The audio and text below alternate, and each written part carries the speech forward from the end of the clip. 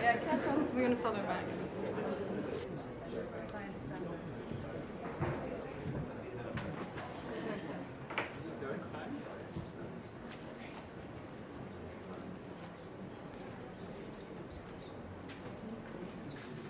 Because probably, yeah, they have done that already, unfortunately. Very honoured here today to have two of our panel members, and Ms. Mahola, like I said, will be coming shortly. But please let me introduce, who needs no introduction, but Ms. Graça Michel, who is the founder of the Graça Michel Trust, and Mr. Kamdasu, who is a former managing director of the IMF. So just as trying to contextualise the reports that the panel members write each year, in 2012, we wrote a report that was focused on jobs, justice, and equity. And in 2013, we wrote a report about equity in extractives. And last year, we focused on Africa's agriculture and fisheries sectors. And that was a report titled Grain, Fish, and Money. These reports have highlighted and celebrated successes across the continent. Africa is not a poor continent. Growth, prosperity, innovation, and energy are surging through the region, making it a significant global player from telecoms to finance to films and to fashion. But the panel does not dwell on a narrow Africa Rising story, nor does it hold back from shining a light on tough, difficult issues. The reports tell a balanced story. This year's report, Power, People, Planet, underlines the fact that climate change is a symptom of the collective failure of modern energy systems to operate within a carbon budget. This imbalance is also worsening global inequality. Millions already feel the consequences of global warming. At the same time, millions more have never reaped the benefits that citizens in countries with high carbon economies have long taken for granted. Africa has abundant supplies of every type of energy: oil, gas, coal, hydro, geothermal, solar and wind. So why do 2/3 of Sub-Saharan Africans lack access to electricity? 600 million people and rising. Excluding South Africa, which generates over half the region's electricity, Sub-Saharan Africa uses less electricity than Spain. However, Africa can leapfrog the damaging energy practices that have brought the world to the brink of catastrophe. African governments have an opportunity to seize the climate challenge, to rethink their energy policies. This means adopting an appropriate energy mix, while at the same time putting in place the foundations that will lead to a low-carbon transition. Africa does not have to choose between economic growth and a low-carbon development. So that just gives a little bit of context to the report. The format of today's press launch, the panel members will make some short remarks, then we'll open it for discussions from the floor and questions. And in particular, our special guests, we know you are very busy. We thank you for taking the time to join the launch of this report. I will be very brief because Caroline has given a very clear context. We are in terms of providing energy to Africans. It would take us up to the year of 2080. And definitely none of us would be there by that time. And we can't, with the capacity we have, take the risk of leaving to other generations what we have the capacity to do. So it requires, look of where we are, what are the risks, what are the opportunities, and seize the opportunities. It's what this report is all about. Numbers are shocking by themselves. To say of a population of about close to 1 billion, 602,001 have no access to energy. In times of discussions about industrialization, our leaders are talking about industrialization. They are talking about accelerating the building of infrastructures of all kinds. They are talking about expanding education, health, etc., etc. It is very clear that the energy sector has to be engine of all this. And so there's no discussion whether we need to increase our capacity in terms of providing not only to citizens, but also to industries, different industries, the energy we need. We also know that we are very rich with solar capacity. We have lots of water. We have also, in mineral resources, this continent is endowed. Now, even my little country, which was in obscurity for a long time, Mozambique, now in the headlines because we can have, gas, which would put it as the third or fourth, power in the world. All these are potentials which put, one, the big indication of opportunities we have, but also how far we are of using those opportunities. And at the same time, then, what are the steps we can take, but making the right choices to develop without putting risk to people first, second, to planet. That's why our report is about people. We say power, people, and planet. The report also says how many thousands of people die every year on this continent just because they are using, polluted kind of energy. So, what are we bringing here? Is that this is the year of the big discussions which will lead us to Paris to get the agreement in December. So it's the year of the climate, but also is the year in which we are going to adopt the Sustainable Development Goals. It is the year we are going to make huge commitments of how in the next 3 decades and beyond, we are going to do things doing differently, but doing the right way in an accelerated way. So the report is making suggestions of, yes, we use the resources, the natural resources we have, particularly gas and mineral resources to accelerate, provision of energy to people, but we use clean energy and renewable energy. We are the continent which has contributed much less. It's negligible, actually, about 2.3 of emissions. So we didn't cause the problem. But instead of us now negotiating on the basis that who has done wrong and who is doing right, I think Africa has the responsibility of taking the lead to prove that, yes, you can develop on the basis of clean and renewable energy. And we become the leader on the continent because we have the opportunity of making those choices. I think that's the first thing we challenge our government, to have very clear plans of balancing the provision of energy with using the resources we have, but privilege to clean and renewable energy. This is the first thing. The second one is And this, we need to put people at the center. It's not only industry, it's people.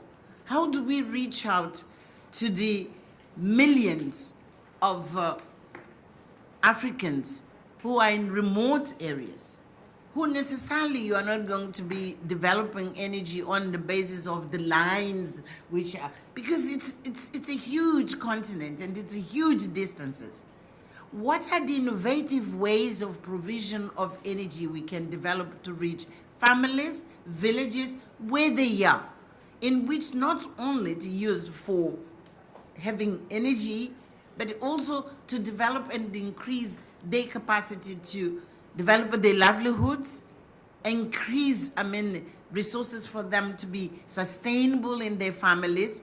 So it requires not creativity around industries alone, but creativity in terms of reaching out to the millions of Africans where they are, promote well-being of families, but also promote development in the conditions where they are.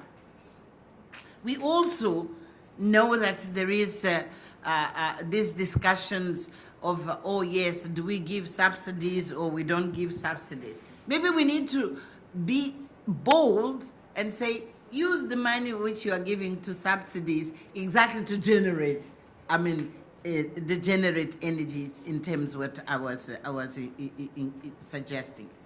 But I think this is a year of big decisions.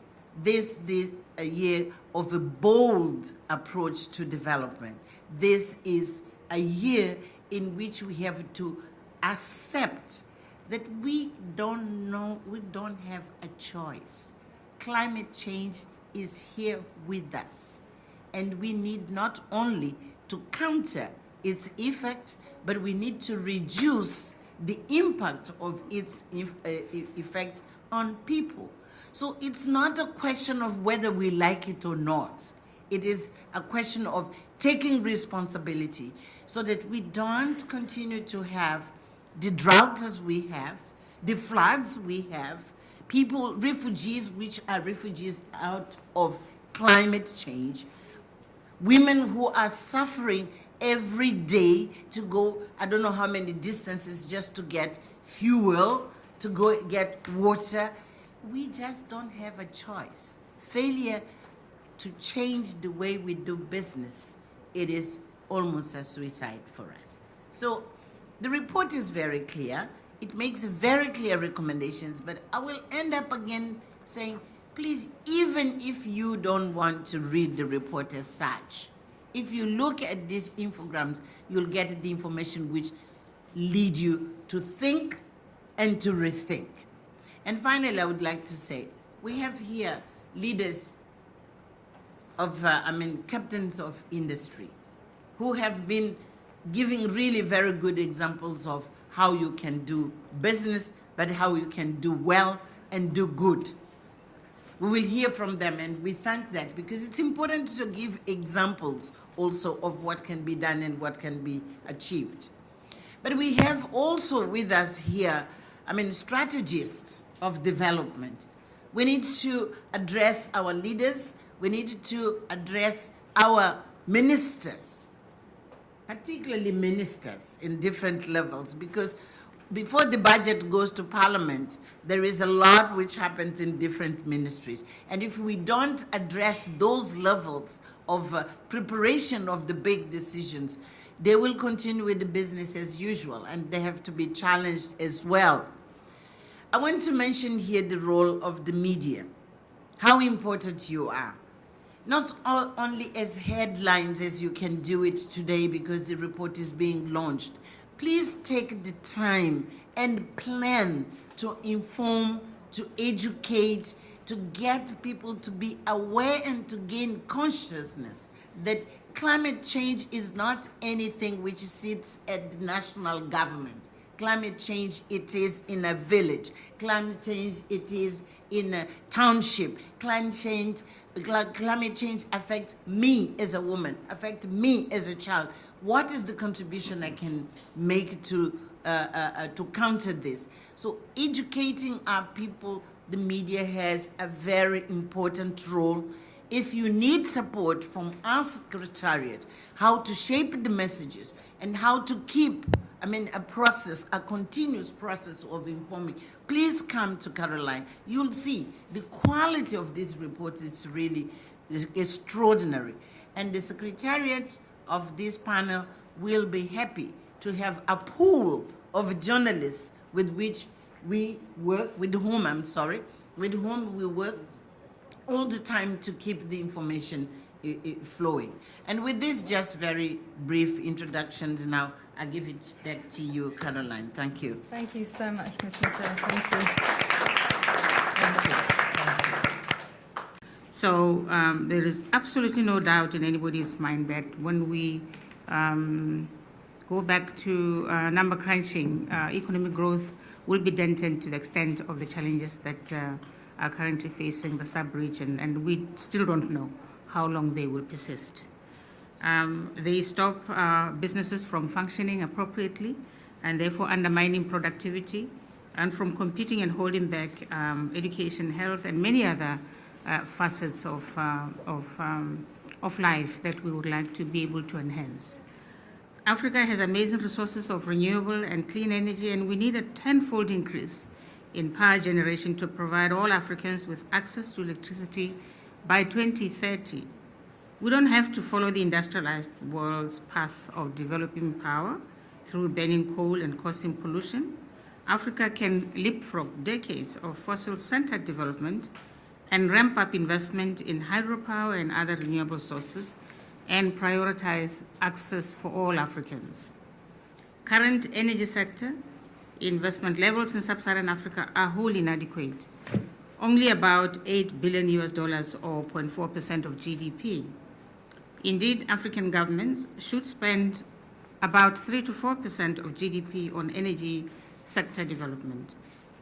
Governments need to plug an investment financing gap of around $55 billion.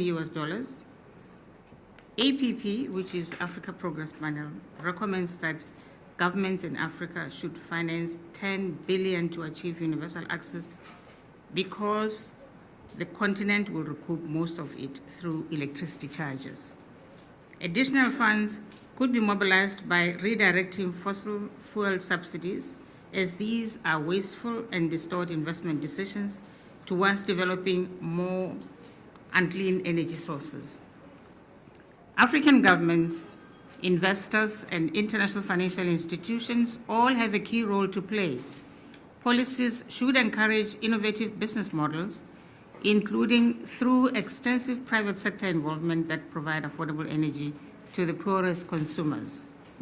Power investments in Africa can be structured to yield good and stable returns and attract financing from domestic and international savings pools, including pension funds, as well as related others. Increasing tax revenues through broadening the tax base and improving tax administration, including, of course, compliance as well, could cover almost half of the funds needed. Tackling corruption to ensure greater transparency is a priority. Another point that is very key in this direction is stemming illicit financial flows. They will also redirect appropriately and provide funds for investment in clean energy. Using firewood or charcoal for lighting and cooking costs poor Africans far too much and damages the environment. On a cost equivalent basis, a poor woman who gathers fuel spends 20 times as much per unit of energy as an African city dweller using the grid. Cutting the energy costs of Africa's poorest families by increasing investment and removing barriers to access would save the poor about $5 and, of course, $8 billion, so far as the continent is concerned, a year. It also increases equity and could lift as many as approximately 26 million people out of poverty. Michelle? Well, after the preparation of this report and my shopping list for the next conferences in Addis Ababa and Paris at the end of the year. My feelings very strongly. is that we are at this very moment, and particularly in the second part of this year, 2015, at an unprecedented crossroad of opportunities.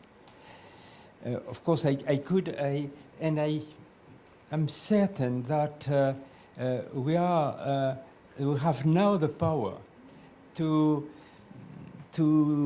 make a decisive difference about both climate and poverty, provided our leaders decide to act together for the common good and find the needed support, as it has been so well said, from all the media, the business people, institutions, and civil society. What opportunities? The list would be very long, but I would like only to mention two.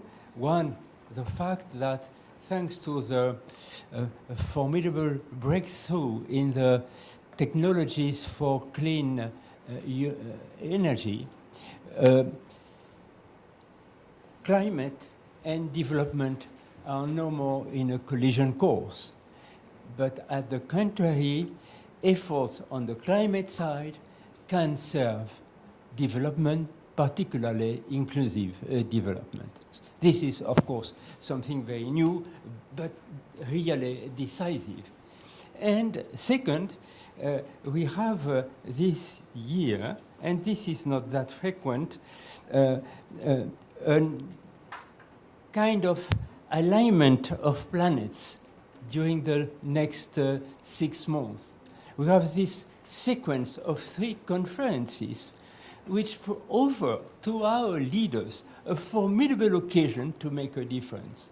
You have first, within a few weeks, the Addis Ababa 3rd Conference on Finance and Development. Then you have in New York in September the great meeting of all our countries to adopt the 17 new Sustainable Development Goals. I recommend you this paper from the United Nations listing these opportunities, and 3 of them are particularly these development goals, and 3 of them are particularly pertinent for our work and particularly our report. Goal number 1, end poverty in all its forms everywhere by 2030. Then goal number 7, ensure access to affordable, reliable, sustainable, and modern energy for all. And Mrs. Machel has told us that, well, 2/3 of the Africans today have not that. And we must get it by 2030. And third, goal number 13, take urgent action to combat climate change and its impact. So these 3 summits are closely linked through the clean energy, and their outcome is vital to our survival, and particularly that of the poorest people in Africa. Countries to review their pledging cuts, particularly the United States, China, the European Union, who account for 42% of global greenhouse emissions. We ask them to take the lead for this endeavor. And you know, the minimum ambition to be agreed is targeted cuts in emissions of 70% by 2050 to be consistent with the pathway to global average temperature increase of 2 degrees centigrade. You know that beyond this threshold, we are heading for catastrophes. That will require 0 net emissions from rich countries by 2050. And indeed, we will have to agree on specific targets for European Union, United States, and China, and also for the other emerging markets, and an end to free rides by Australia, Canada, Japan, and Russia. We should take carbon pricing to reflect the true costs. It's a very difficult question, but according to our calculation and following them, we suggest to start right away at 21 euro per ton now, as soon as possible, and then rising progressively to 41 euro per ton in 2020. Our governments should, of course, cut subsidies and tax concessions for fossil fuels, especially for exploration and production. It would be a waste of public money to continue subsidizing that at the very moment we are taking steps for not using them. Here, a minimum of coherence would make it really compulsory. So the message is clear. The G20 should end fossil fuel subsidies and redirect them to renewable investments. Then, what about financing against the effects of climate change?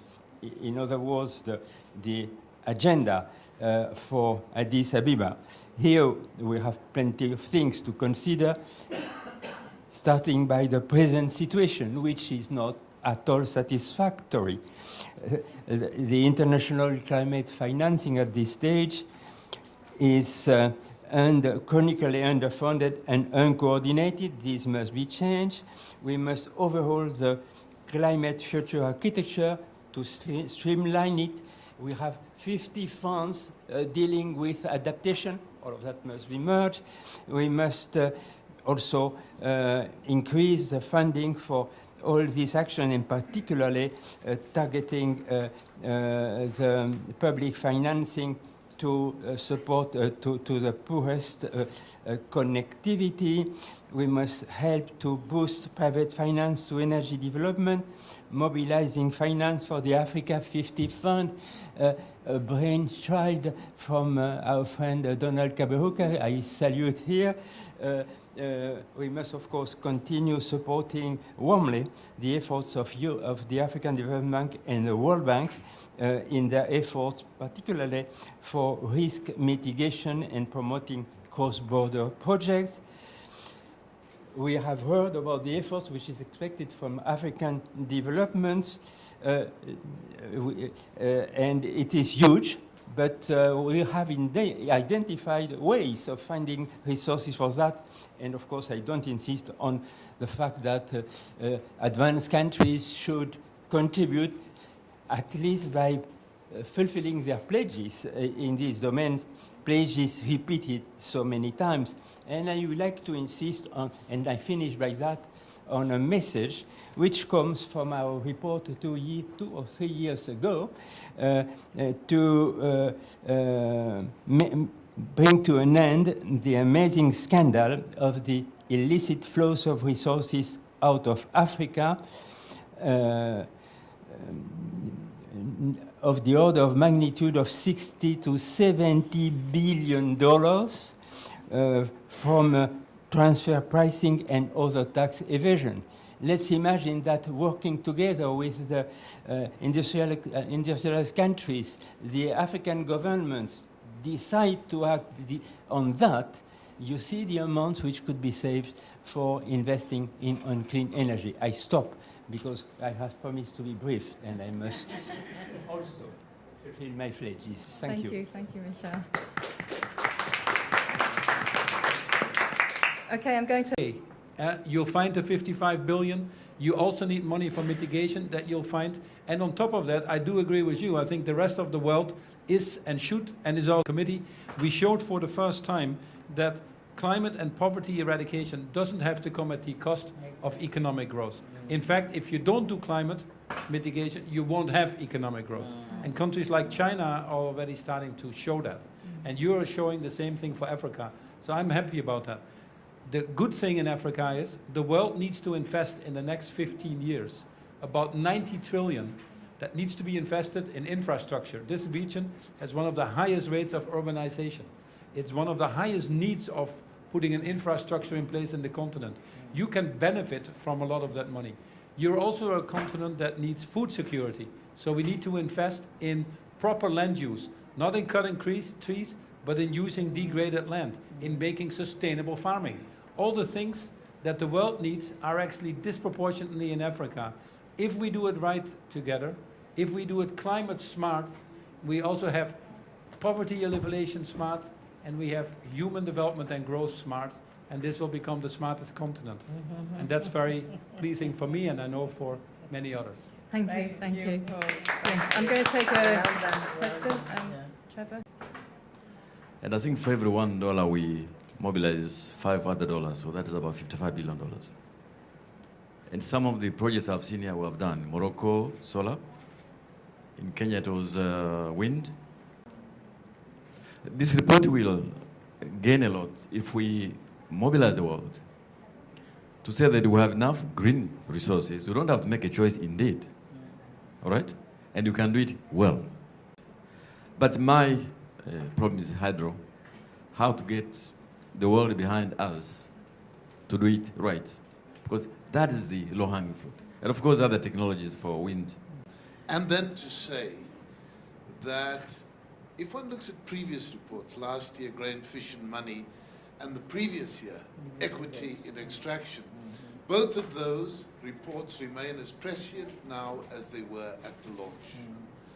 And so I want to say to the press that there's a valuable resource, but I also want to say to people preparing for the big events this year, Financing for Development, the SDGs conference, and also COP21, that this is the story.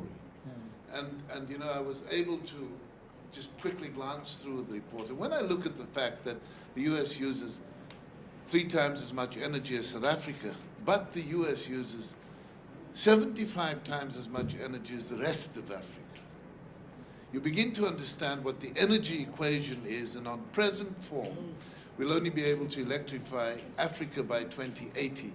It is clearly unacceptable to leave our people behind the development curve in that way. If we want to bring it forward to 2030, what do we do? What do we do in the context of clean energy? How do we drive that agenda? Because we can leapfrog. So the way in which the world has convened this year around these issues affords us a great opportunity. I think the report this year gives us that moment. It gives us the message. It gives us ease of communication. It presents the numbers in a way that even I can understand. And I think we must use the report, but also go back and recognize the value that the Africa Progress Panel brings to the discourse on development on the continent. Thank you. Thank you. Thank you, sir. Yep. Thank you, sir. How we can mobilize all these resources and these savings that we are, the liquidity, to start investing it in that renewable energy. We have today 2 obstacles. Have resources to prepare project. That's important. And the pipeline is there, but we need to build it again. Donald and other colleagues that we are working on these issues. Secondly, we need to really win the battle on the public opinion on hydro. It's critical for us to move. Third, we can do now renewable energy without subsidies, because South Africa demonstrated recently that they can have solar at 9 cents a kilowatt, which was impossible 10 years ago. And fourth, we have a momentum to push for more adaptation money in COP21. Just a quick comment, and then I'll ask the panel to make some final remarks. Thank you very much. Particularly, except that coordination among all actors, international financial institutions, new institutions, and indeed all the banking, private as public community, must be mobilized for doing the job. There is room for everybody, and the only point to have clearly in mind is that time is short. Now we are approaching the limits if we want really to fulfill all these objectives. So let's do. Thank you, Michelle. Dina, please. Yes, that's right. Yes. Yes, and I just want to say it's quite sobering to hear how we are experiencing difficulties with respect to developing hydropower. And that, you know, as you rightly point out, it's a low-hanging fruit. And then I think I believe we need to put our heads together very, without wasting any time, to try and see how we can be able to advance the cause with hydropower, because indeed we have no more time but to leapfrog at a cost-efficient manner. So I think the AU really also needs to partake in this discussion and initiative so that all representatives at senior level and at a functional level need to know that it is important that we move with lightning speed so that all Africans can be able to enjoy the related hydropower that will flow. Thank you, Lena. Rasa, closing remarks. Everybody agrees that this report is great. I think the challenge now is how to implement it. My suggestion is that with support of those who are sitting in this room who have the power to influence, we really need to do, I think, 3 things. One is to identify among heads of states of Africa, I'll be very direct, among heads of states of this continent who can be the champions of this, to speak right at the right moment, get the message across, and put not only the demands of what the world has to contribute, but put on the table what Africa is prepared to do. I think this is, while we go to the conference in Addis, when we go to Paris, the voice of Africa has to be strong, clear, and committing. The second thing is, we need you as the champions. I will mention, for instance, the bank, the African Development Bank. All governments of Africa will come to you with proposals of what they want to do, what kind of funding they need. Please exercise your privileged position to guide this, and to not to allow that we continue to do the old way of doing things, but to not only to support. Don't be too diplomatic. Don't support. Just give guidance, because you are going to give money, and this money is giving to the people of Africa. Just to say, instead of this, let's do it this way. And because governments need that money, they will listen to you. You have the privilege of being listened, while some of us as activists, no one will take us seriously. But they will take you seriously as banks. Then you have business sitting around in this table. I think really we need also champions among the business who shows that they are committed, they can do things differently, they will make money, but also they will be the right thing. They will contribute to this shift which we need.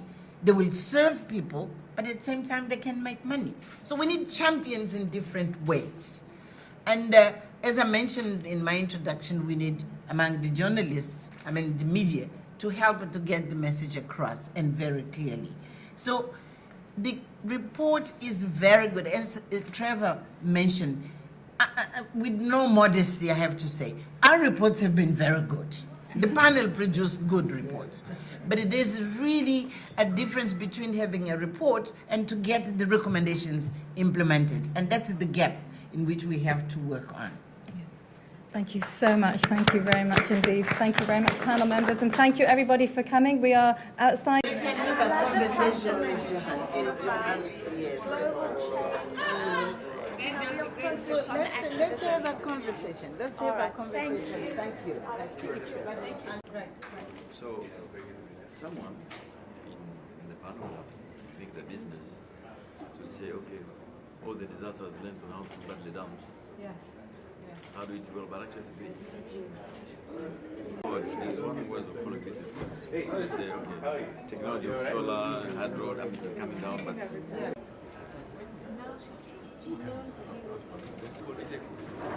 Answer the question, Mark title. Am I indigenous or not?